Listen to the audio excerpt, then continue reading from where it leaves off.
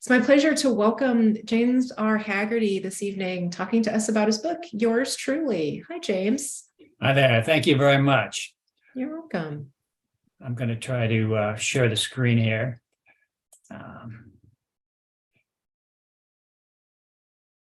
All right. You see that all right?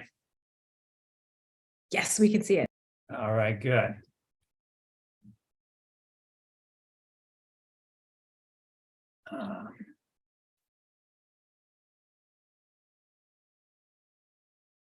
All right. Well, thank you for joining me this evening. I know that when it comes to books, you have many choices. For instance, some of you may be tempted by Prince Harry's new book.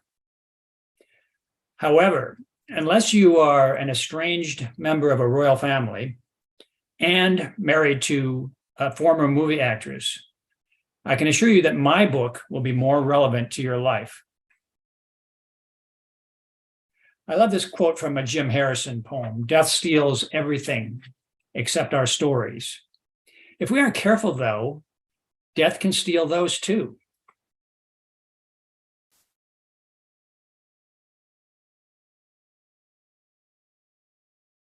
We've all seen these death notices, and every time I see them, I think, is that all? For a lot of people, that is all they get, all that will remain if you look them up 30 or 40 years from now. Now, someday we may all need a little notice in the paper or somewhere to tell people that we're dead and when our funeral is going to be held. But we also need more than that. We need a life story. It may be long, it may be short, but it should be a real story about a real person, not a cliche. I wonder if any of you read obituaries. I read a lot of them. Have you ever noticed that when people die, they were always surrounded by family? What's with that? It's like, you are surrounded, come out with your hands up. Was the family worried that you would leap out of your deathbed and try to make a break for the door? And you notice that they were all devoted, above all, to their families. What about the people who hated their families?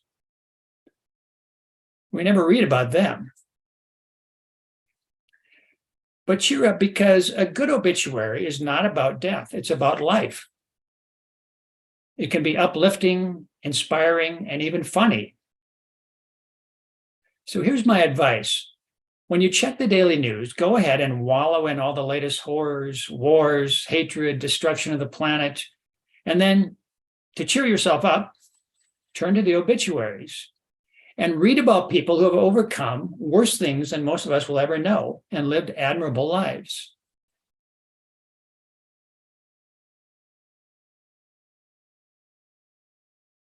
No, that isn't me. It's my dad.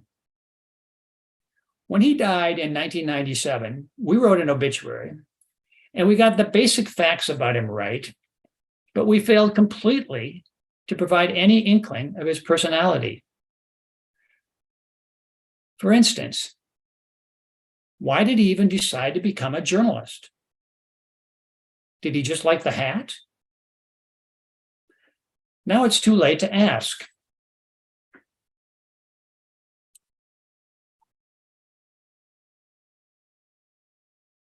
I interviewed my mom when she was 79 years old. I wrote about 25 pages on her life story. She wasn't going to do it, so I did. It was time, I thought. She was 79 years old after all. How much more could happen?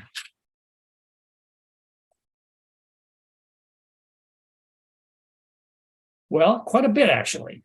At age 85, she wrote a review of an Olive Garden restaurant. The chain had finally reached her town, Grand Forks, North Dakota. Somehow, bloggers noted this review, and they thought it was hysterical that some lady in North Dakota could write a positive and unironic report about a restaurant like Olive Garden, where no food snob would ever eat. Soon, journalists were calling my mom from New York, Minneapolis, even Fargo. They wanted to ask her how she felt about being mocked all over the internet. Well, she felt fine about it. I'm working on my Sunday column, she explained, and I'm playing bridge this afternoon, so I don't have time to read all this crap. That's when my mom went viral. Everybody loved this grandma from North Dakota who could punch back at all the wise guys on the internet. She appeared on all the big talk shows, Good Morning America, Anderson Cooper twice. She had to turn down The Tonight Show because she was too busy taping in New York. She was even on Top Chef with Padma Lakshmi. And then Tony Bourdain ordered his publisher to give my mom a book contract. The book is called Grand Forks. It contains 128 reviews of restaurants in Grand Forks, North Dakota, most of which closed decades ago. It didn't sound like the most promising book concept to me, but hey, it sold.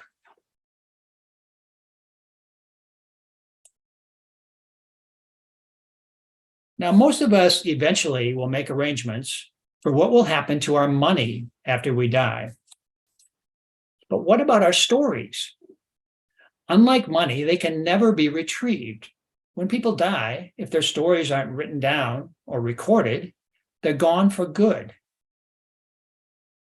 So why don't more people preserve at least a few of their best tales?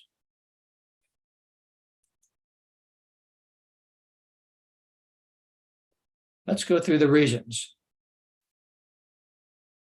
Won't everybody think I'm conceited? Absolutely not. You are doing something for your family and friends, whether that means hundreds of people or one or two. It may be the best gift you ever give them. And it's a gift that only you can give.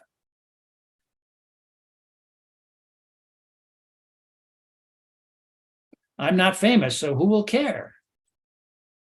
Well, good question. You are not Prince Harry, after all. You're not even George Santos. But you never know. Samuel Pepys wasn't famous. Anne Frank wasn't famous. How much poorer would the world be if they hadn't thought it worthwhile to put down a few words about their lives? As for my dad, if he had asked, who will care, I could have told him, I will care. Some people are writing for millions. When I write my story, maybe I'm writing for 2 or 3. At a seminar on writing life stories a few years ago, I met a retired janitor.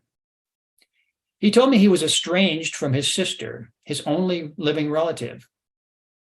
My sister doesn't know me, he said. I want her to know me. That's why he was writing his life story. He was writing for an audience of 1, and that was enough.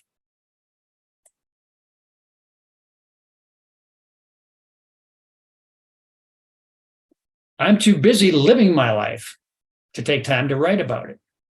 Aha, that's a great excuse. You got me now, don't you?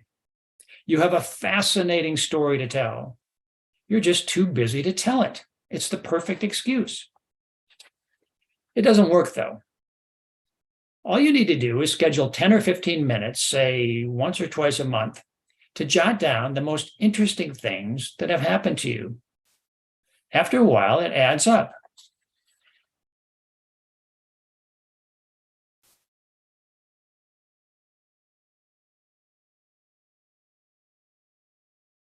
Oops, sorry. I hate writing. Oh, come on, that excuse won't work. You can record yourself talking or have somebody else record you. But if you do that, make a transcript. Don't leave it in somebody's phone or on somebody's video machine somewhere and lose it. That happens quite frequently. And when you make that transcript, go through it and annotate it to clarify stuff that might not be clear to other people a generation or 2 from now. When you talk about the time you went to the lake with Frank and he water skied right into the dock, you know who Frank is, and you know what lake you're talking about. But people 30, 40 years from now, we'll say, well, who was Frank and what lake?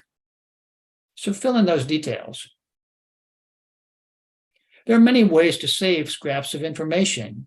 You could save your best social media postings. Most of what we put on social media, of course, is best forgotten. But occasionally, we write interesting things that are important to our lives. So save those and put them in a file called My Life. You could annotate your family photo album, explain who those people are and what they're doing and why. You could write somebody an email or a letter, tell them about something interesting that happened to you lately. Make their day and save a copy for yourself. If all else fails, there are also many apps that can help you. Apps like Storyworth and MemLife and many others. They can send you an email once a week to ask you a question that you answer. They can help you print a book at the end of the process if you like. There are many, many ways to do this project.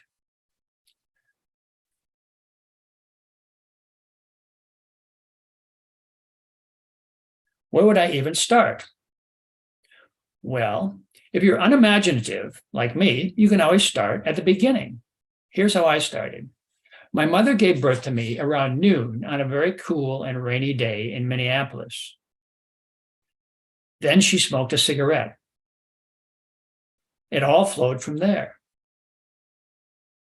But you can also start in the middle or start at the end, jump around.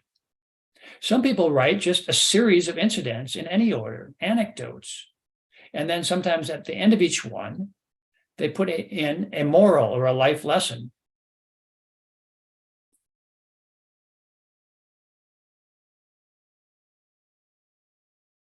Okay, now that we've destroyed all the arguments for doing nothing, what should we include in our stories? Well, basic facts. You may think these are boring, but they're important. Your full name, for instance, including your middle name, even if you didn't like it, even if you never used it. The exact date of birth, where you were born, where you grew up, what your parents did for a living. Specifically, don't just say your dad was in sales. Tell us what he sold. How and why you got on a career path. How and why you decided to get married or stay single. Be specific. Don't write in generalizations. Give the details, the ones that only you know.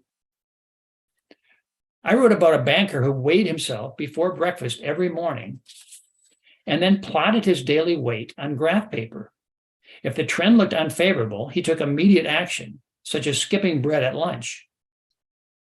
And when he couldn't sleep at night, he listed his worries on a yellow legal pad that he kept by his bed. And then later, he crossed out those worries one by one as they were resolved. I included those details in my summary of the banker's life. When you tell your story, tell people not just what you did, but why and how. Include the good and the bad things that happened and the lessons you learned. For me, there are three big questions that give you a starting framework. What were you trying to do in your life? Why? And how did that work out? Try asking yourself those questions at least a couple of times a year. Are you on track to doing what you want to do? If not, maybe you need to make some adjustments. It's not too late to improve the narrative. Little things matter.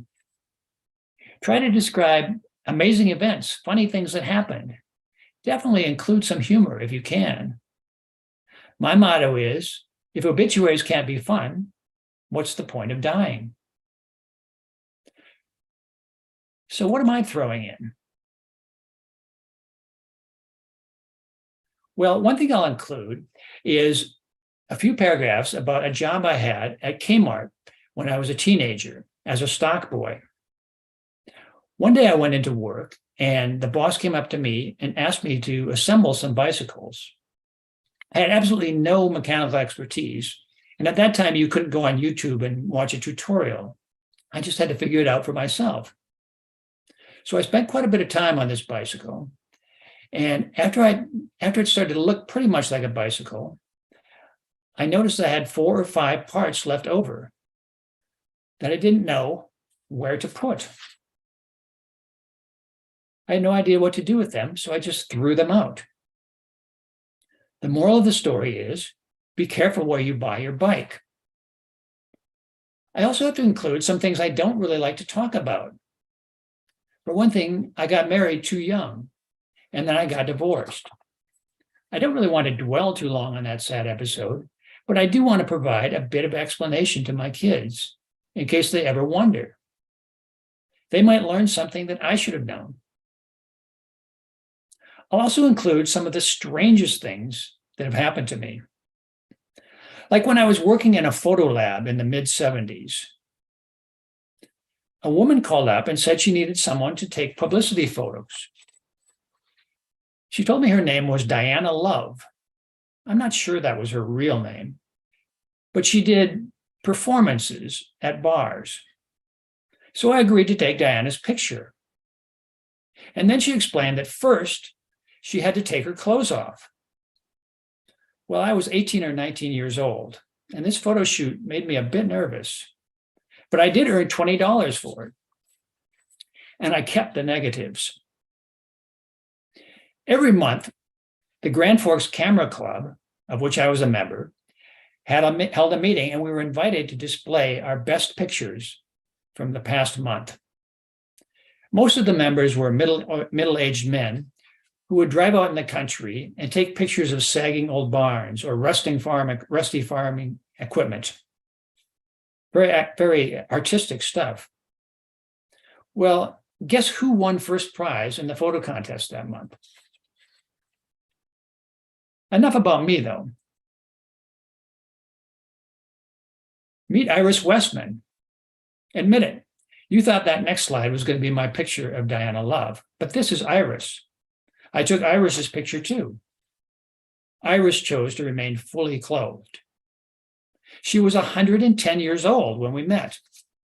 She had been a teacher and librarian and had spent her whole life in North Dakota and Minnesota. It was early 2016 when we met, and Donald Trump was in the news.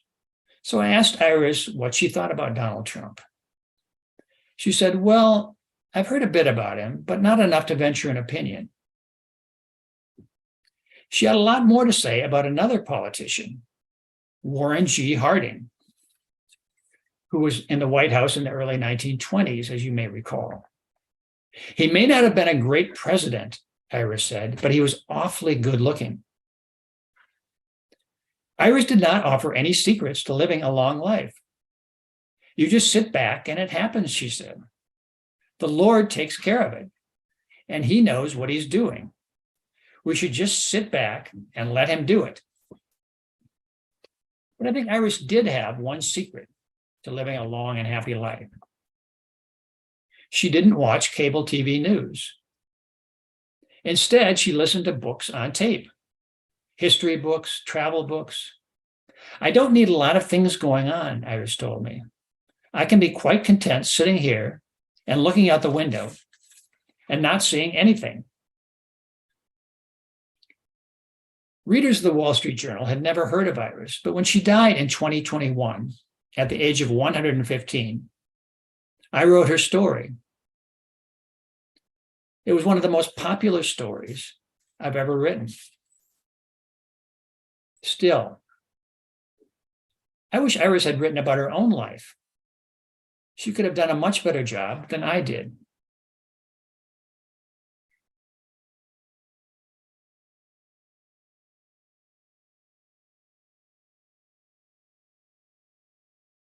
As my dog Harper.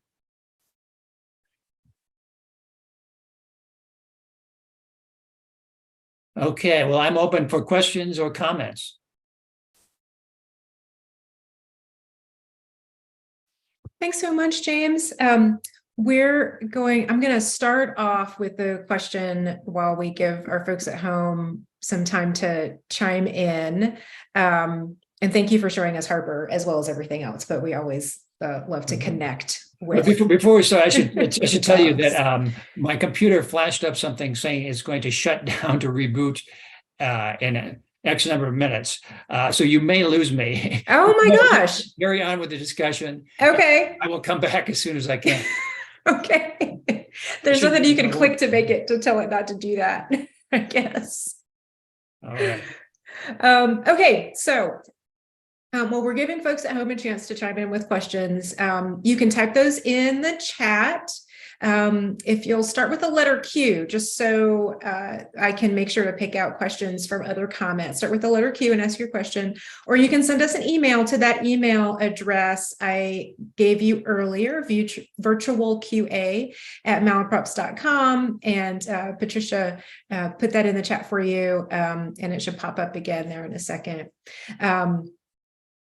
So I just wanted to ask one question first about your process, James. And obviously you've been a writer for a long time, and you obviously write all the time because it's your job. But how would you describe, if there are any differences between the process of your day job, as it were, and writing this book?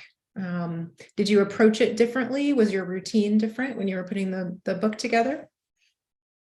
That's a good question. My routine was similar. With any writing, I try not to do it all at once.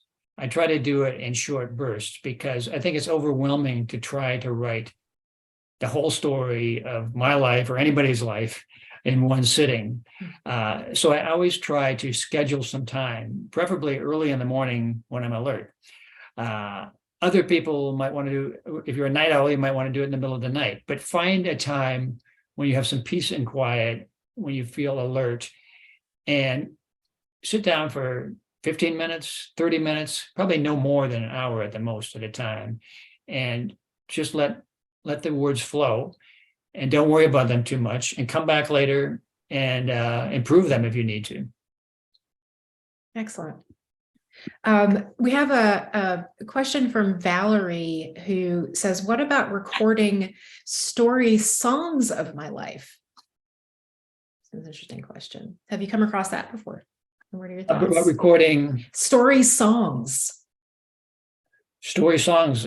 Well, Yeah. that would be great. If you're able to write songs, that would be a wonderful way to do it. I think people should do it however they like to do it. I do it in a fairly conventional way, but people have all kinds of ways of deciding what they want to share. You should think about, what would you want your grandchildren to know, or your friends to know 20 or 30 years from now, or anybody to know about you, and then focus on that. And so somebody commented about the fact that there are sometimes, family disputes. And we were talking a little bit about this earlier as well. Sometimes there are family disputes after someone dies. And so, this can be a way to, control, again, your story and put it out there, save your family some trouble, and also decide what goes out there. What do you recommend in terms of getting the story that you write, or at least part of the story that you write, to be what people say? And I don't know if you've had any personal experience with this. Should you just make sure that everybody has a copy, for instance? It's very important to make sure that it doesn't get lost, because so often these things do get lost. I very frequently find that people have recorded long oral histories with a family member. They've taken a lot of trouble, but then nobody has made a transcript, and nobody has thought about, 5 years from now, we'll have some different way of playing back a video or a recording. So make sure to put it on paper, make sure that everybody knows where it is, and save it in every way you can think of, on a memory stick, in your computer, in a safe, on paper, wherever. Just one last thing, I want to consult with my technician here in case I get oh yeah, please do. I will be able to come back. Okay. And while James is doing that, folks at home, I see that we've got some questions coming in and some in the email. Feel free to type in any questions you have either way as we proceed. What do you think, James? Will you be able to stay with us? Well, I hope so. There could be an interruption, but okay. Let's hope for the best. Okay. If I do go away, I'll come back as soon as I can. All right, excellent. So we've got another question from our at-home audience via email. It sounds like that you may be distinguishing between writing your obituary and life stories like a memoir. Is there a typical length for an obituary? Yes, or do you write different versions, one for newspapers or online publications with another version for family and friends? That's exactly what I recommend. I think it's good to write a short summary of your life that could go in a newspaper or online. And I mean, typically this might be anywhere from 500 words to 1,500 words, a few pages, unless your family is very generous and wants to take out a full page ad in the Wall Street Journal. But for most people, a short note will suffice. But try to make it reflect your personality, not just a list of achievements. Don't make it just, a summary of your CV, and don't fill it up with the usual cliches. Make it meaningful. But then write something much longer, or as long as you want, to share with your friends and family. Because some of them probably would like to know a lot more. And if you don't know what they want to know, you could try asking some of them. Mm-hmm. Another thing that I think helps is to read memoirs and see what other people have done in terms of what parts of their lives they've described, what parts were most interesting, how they told stories. I don't think people should worry about having a literary style, but they should think about what are the most interesting and important things that happened to me, and what could other people learn from these? Great. And when you've been writing obituaries, has it ever been challenging to decide what to keep and what to let go of in terms of fitting the space at hand, as you learn about people? Frequently it is difficult because you find things that are embarrassing. You find things that will be seen as negative. As a newspaper reporter, I feel that I have to tell the full story. I don't just tell the good parts. But when I write about things that were negative or embarrassing or scandalous, I try to be fair about it. Try to find out whatever the person had to say about these matters, and also try to include the good things that the person did. So it's not just an attack. Some readers expect that an obituary would be like a tribute. And often this is what you see in newspapers. They just write a tribute or a eulogy. But I don't think that's really serving the reader very well. I think the reader would rather have the real story. That's interesting. I think your friends and family pretty much would rather have the real story. I read a lot of memoirs. More people than you would expect who are not famous do write their stories. And they're usually quite frank about the mistakes they made. They want to explain what happened and why. Whereas their family members, when they are putting together an obituary, think they have to leave out all of that. And I'm quite annoyed if I include it. But I figure if somebody wrote something down, he or she wanted it to be known. That's really interesting. So it sounds like you're recommending to folks as they tell their stories, even when they're working on the, perhaps the shorter versions that they're hoping that their families, put in the newspaper if they can afford the space, actually includes some of the, are a little more warts and all than you might expect for an obituary. To a little more human than what you usually see. Right. Every family will make their own choice. And, if you want it to be all positive, that's fine. But I think people should think about this. And if you read a lot of family written obituaries, you'll find that some are fairly frank. Some are hysterically funny. Yeah. And there's no need to follow a formula. That's a great point. Not needing to follow a formula. Because I think folks probably do have a picture in mind, like you were mentioning before about how everyone's always surrounded by family, Mm-hmm. as this sort of obituary trope. People also always have brave battles with diseases. That's true. That's another one that is pretty consistent. Right. And sometimes they're not really battles, and sometimes they're not so brave, and sometimes there's a lot more nuance to all of that stuff, I think, than right. And there are often predictions about where they have gone after dying.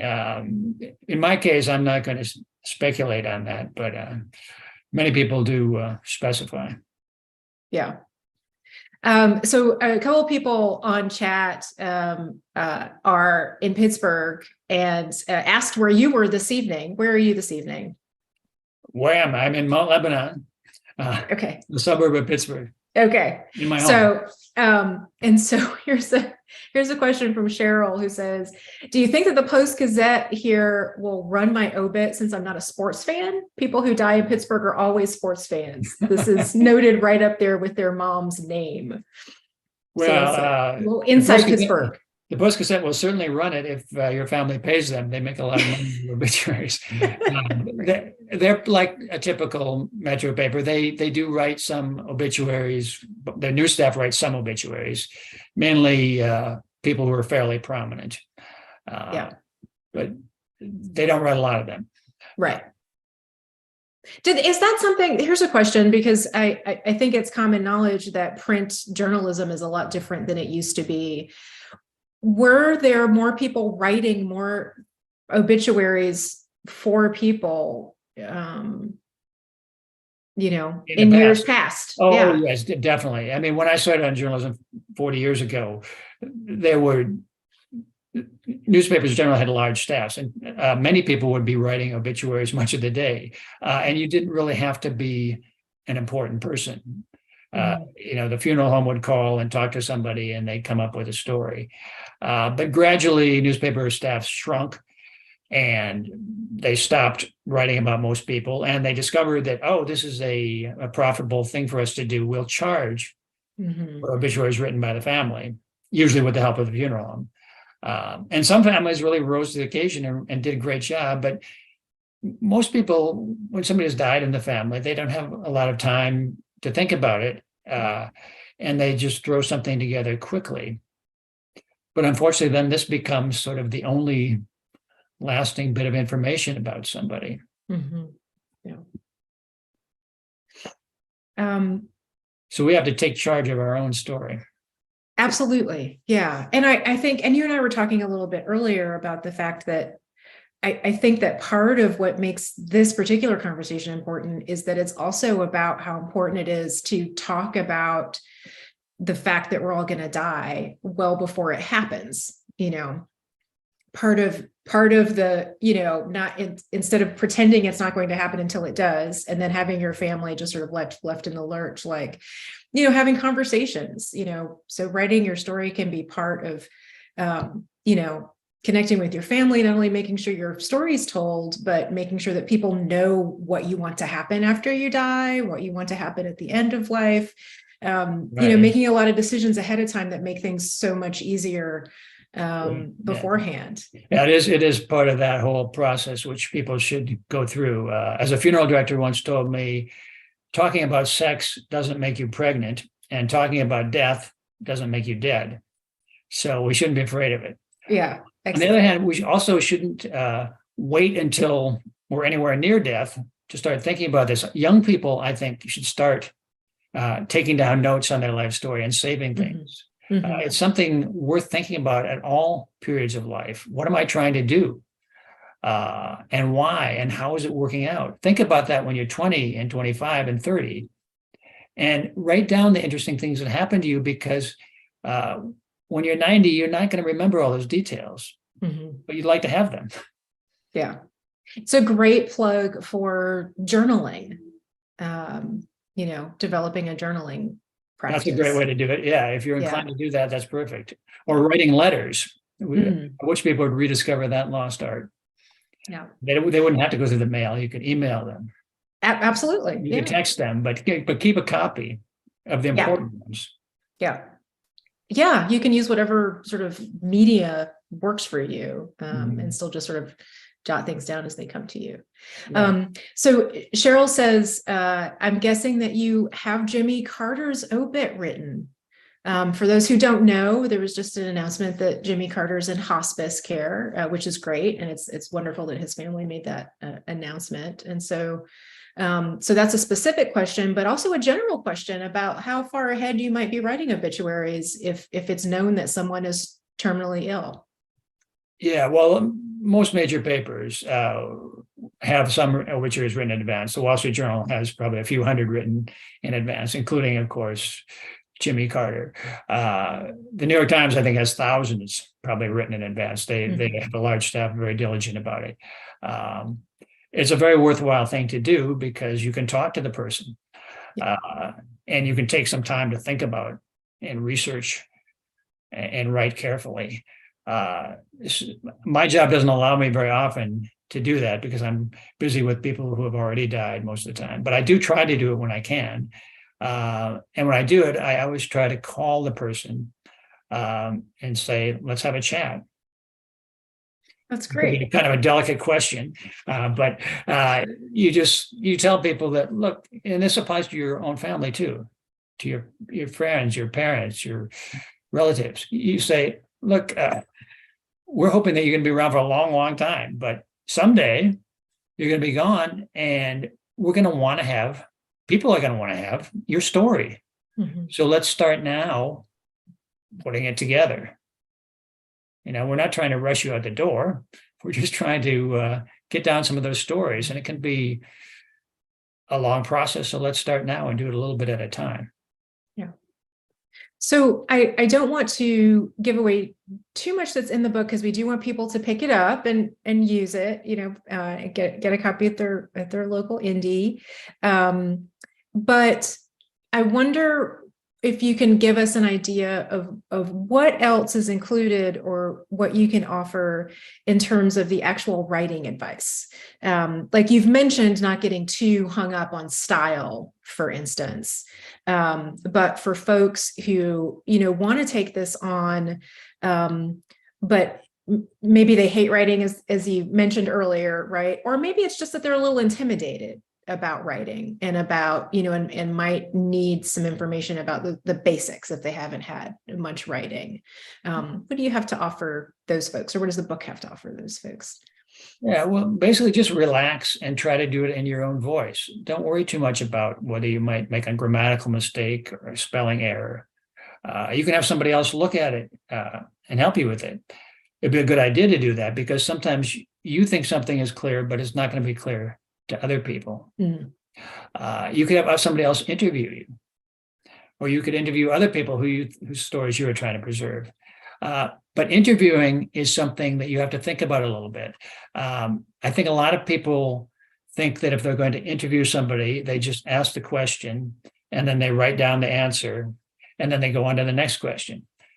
But that doesn't work very well because when you ask people a question, they usually don't answer it entirely. Sometimes they don't answer it at all. And they may ramble on at length about something else, which may be quite interesting. So don't cut them off. But you have to then come back to them and say, but what about this? You didn't explain that. And you kind of very gently steer them into answering the key questions to the greatest extent you can. You may ask them some questions they don't want to answer at all. So you might answer it a few different ways. You might try a different day. Ultimately, you might give up on some of them, but you make the effort to explain the important things that people are going to want to know. Yeah. We have a sort of a part comic, part question about the fact that of course, the core of what you're talking about isn't just about obituaries, it's about writing your life story.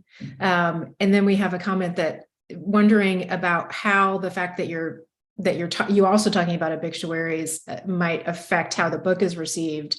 Because this person is a little bit spooked about the idea of writing their obituary. Well, that's a good point. Yeah. So talk about that a little bit. Somebody at my publisher wanted to call the book "How to Write Your Own Obituary," which would have been striking. But I pointed out that you could not, if the book was titled that, you couldn't give it to a friend or a family member, right? Because it would look like you were in a hurry for them to be gone.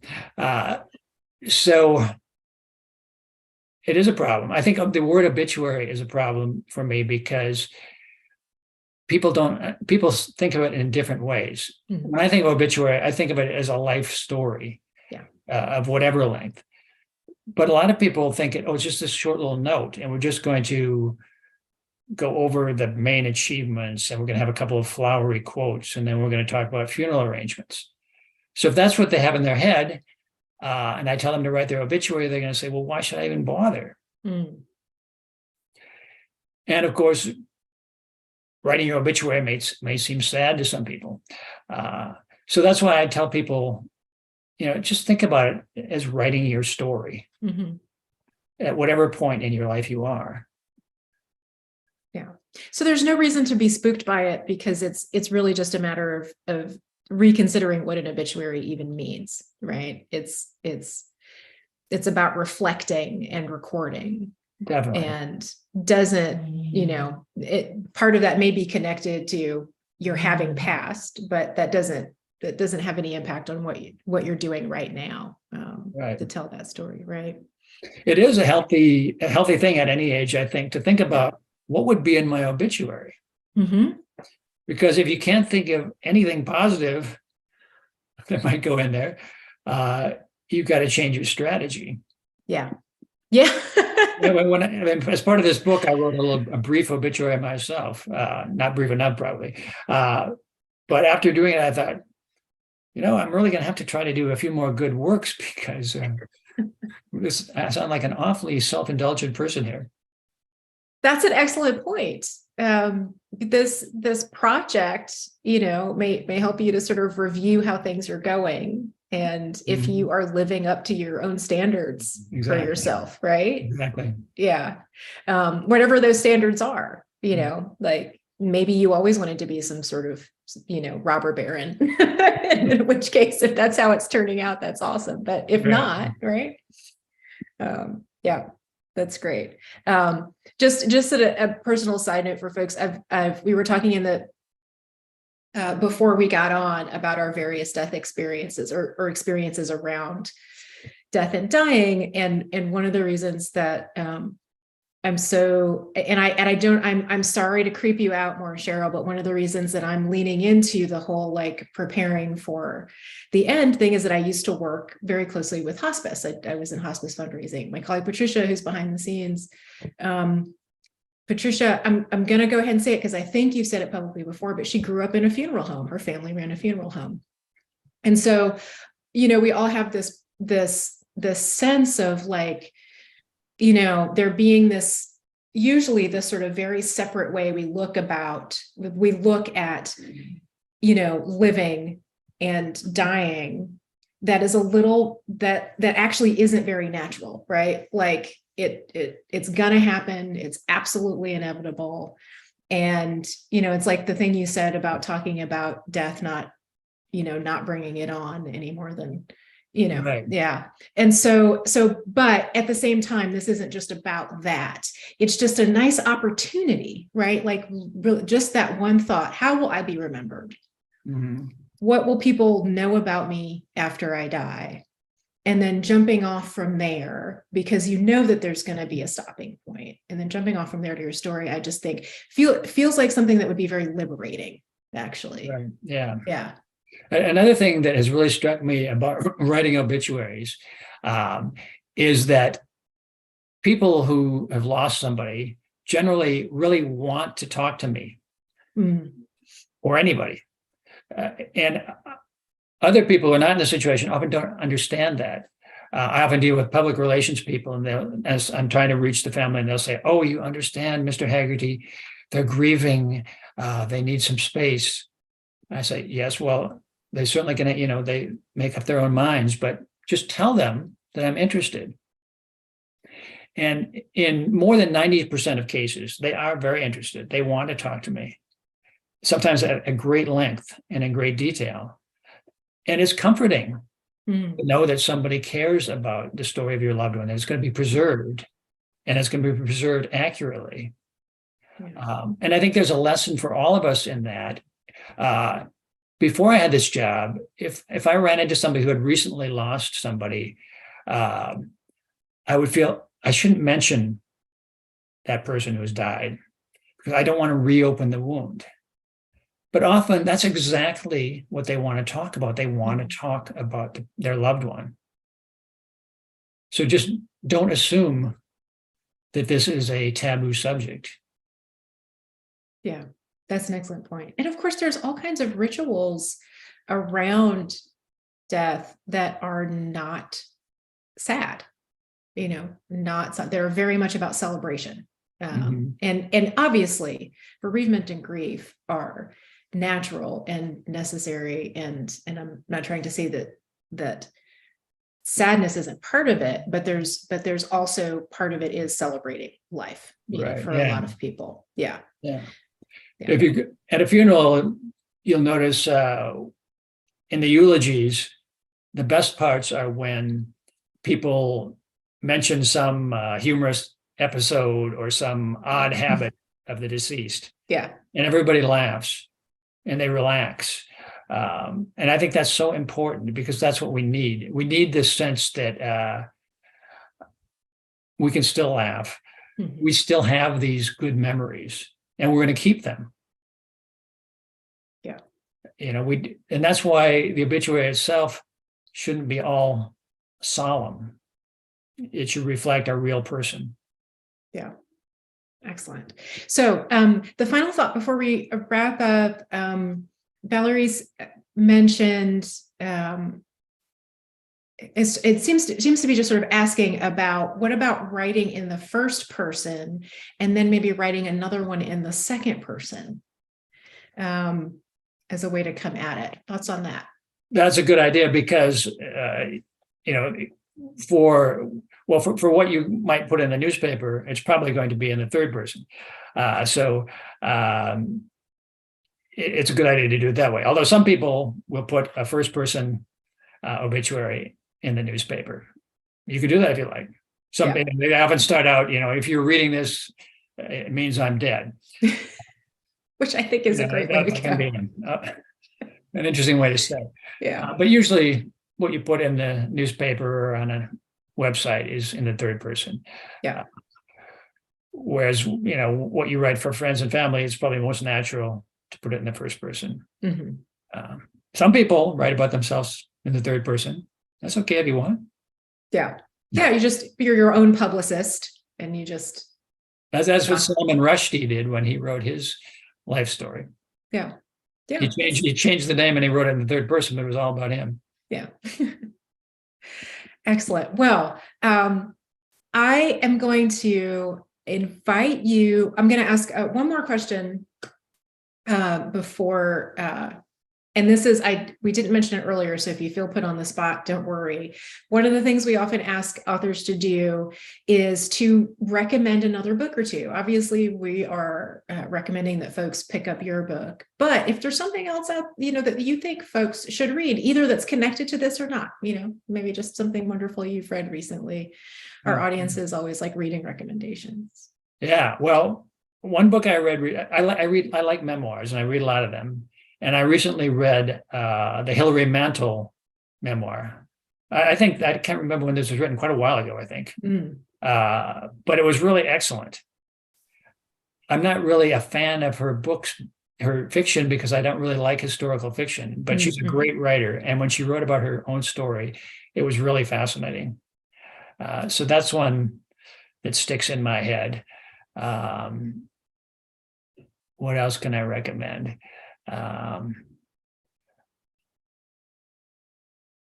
I should have prepared.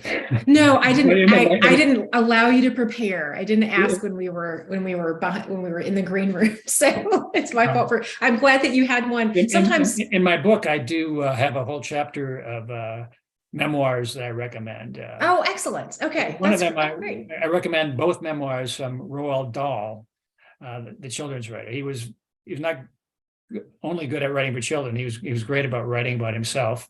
Yeah. He had a pretty interesting life. Great. So that's another reason to pick up the book. Some recommended reading, some inspiration for writing your story. I hope so. Yeah. Well, James, it's been great to talk to you and hear from you this evening. I hope folks who have been with us are inspired to start recording their stories for posterity and for their families and for their own edification. So thank you for that. And then any last words from you before we say goodnight? No, just please tell your story. I'm all ears. Excellent. Thanks so much. And thanks everybody for being with us, for your support.